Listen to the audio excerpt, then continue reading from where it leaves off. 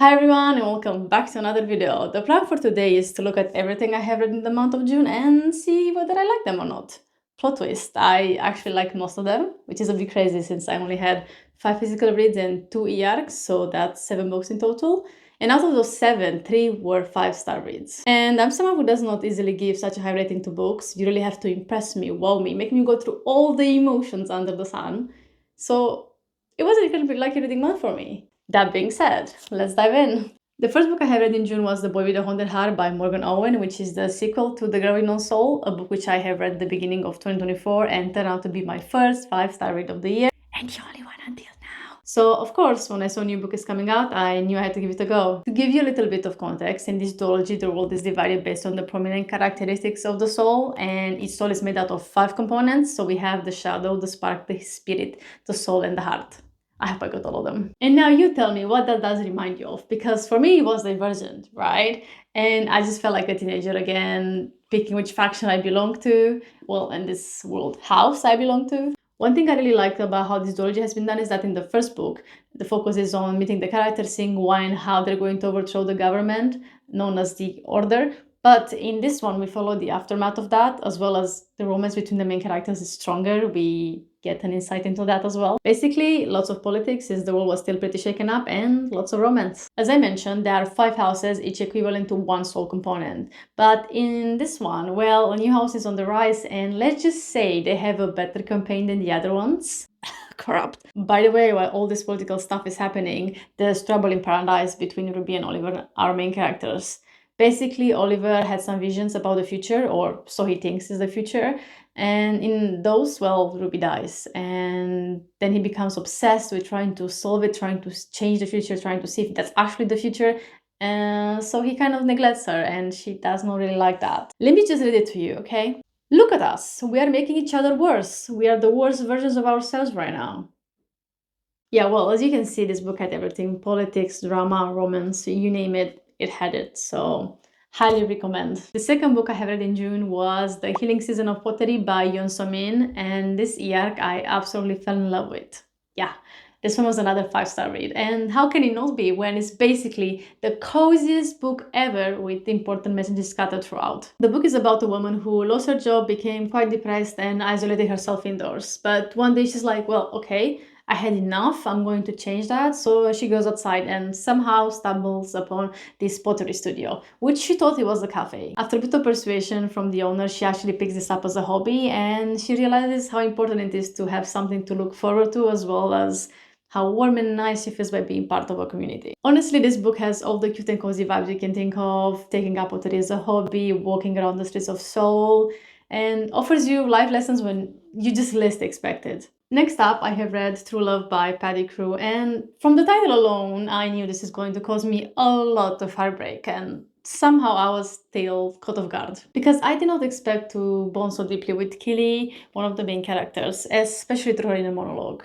I felt her sadness so profound at times that I just wanted to dive into the book, find her, and just give her a hug, because she was in desperate need of one. Here's actually one of the quotes from her that I liked.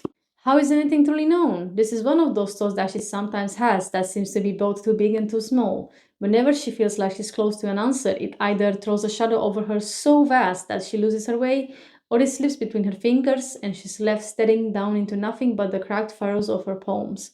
The older she gets, the more she's coming to understand that this will always be the case, that the world doesn't owe her any explanations. There's a lot of bad things happening to her, and she somehow has to manage them or find a way to manage them, even though she doesn't really know how. All I have to say is that I was rooting for her every step of the way until she met Finn, the other main character, which just gave me icky vibes.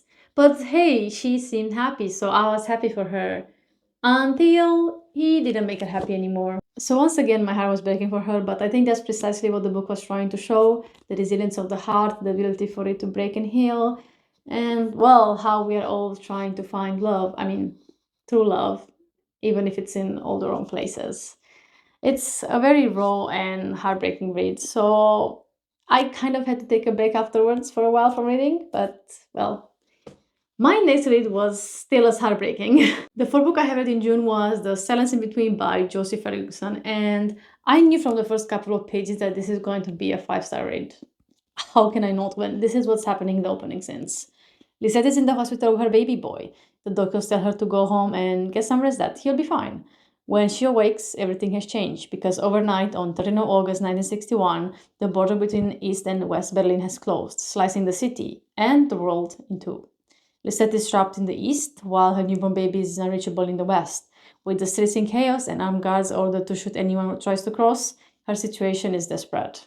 Well, the emotions are quite high from the start, and this is going to escalate as you realize that we get 2 points of view throughout the book and across the timelines. We have Lisette and her daughter Ellie, and the timelines are World War II and 1961. It's going to just get more heartbreaking when you also realize that Lisette does not love her daughter Ellie, and Ellie knows that because she saw her mom becoming a mom only when Axel was born, and now that he's gone, the mom just ignores her. So she's going to try to do the impossible and cross the border. In a nutshell, she's going to attempt the impossible just to get her mother's love, which is so sad. And I was on pins and needles since I was not sure she's going to be able to make it. I mean, what are the chances that she's going to bypass security, cross the border, get her brother, cross the border again, and just come back home? And that just seems such an unlikable scenario. And while this is happening, we actually are getting Lisette's point of view of what happened to her during World War II, which is very, very, very graphic, and please check trigger warnings if you're going to read it. What I found quite interesting and unique about the book was that both the mom and the daughter shared the love of music. They love playing the piano. And actually, Ellie has a deeper connection with music because whenever she meets someone, she sees their song. It's as if everyone has a song, a personal song that reflects their personality. So that's how she knows that, oh, that's a good person, that is a bad person, that's a sad person, you know. It was very interesting to see how that tied into the story because it did play a part. And well, highly recommend this one.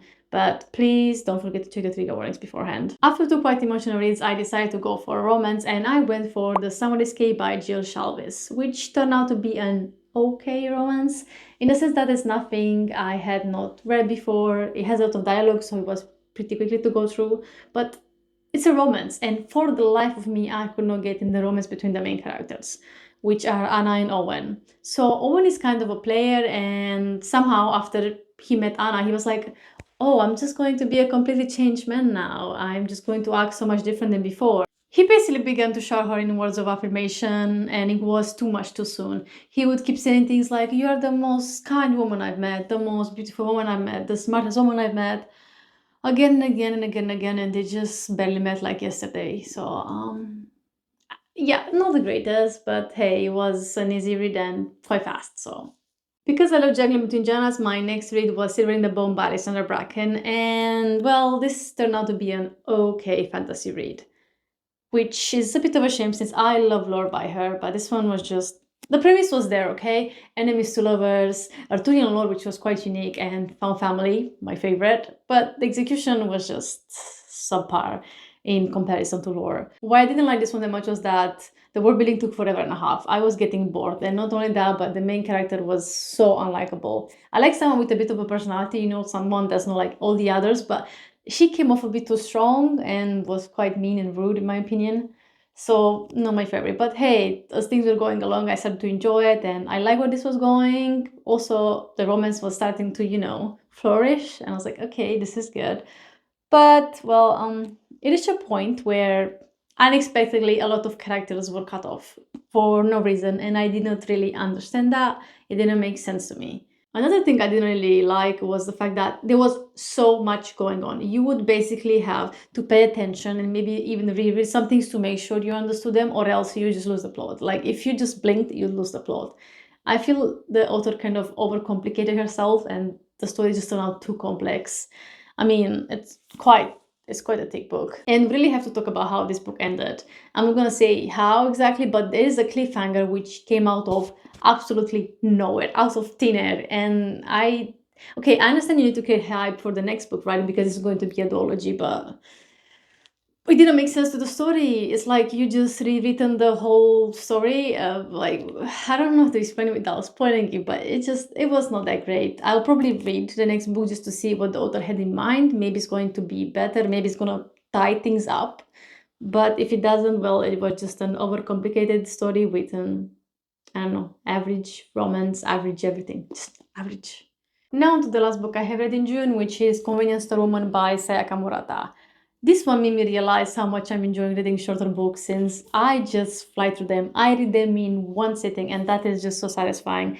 Since I was quite behind my reading goal, so now I'm just a bit further ahead. To put it simply, this book is a commentary on capitalism, and it uses some dark humor to show how a woman has no other aspiration than to be a convenience store worker. And the people around her, they just don't understand that, since she is 36 years old and should have had way more in life. Be more advanced in her career, have a husband, have kids, the usual, but she's just working in a convenience store. So main character, she gets so frustrated because everyone just trying to tell her who she should be, and they just don't allow her to be who she is. There's always something wrong with her. Something must be wrong with her, right?